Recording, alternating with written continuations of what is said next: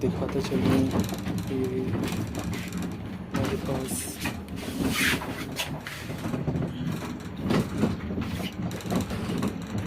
ये बहुत अच्छी बात है कि आर्मरेस्ट 3 बंदों के लिए ये है। वैसे तो ये कुप्पा 2 बंदों का है। यहाँ पे सिटिंग जो है वो 3 बंदों की आराम से हो सकती है।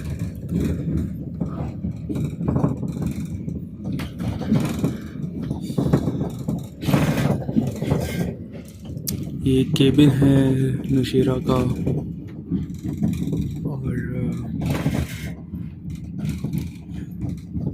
ट्रेन हिलाती झुलाती हुई नौशेरा में एंट्री कर रही है।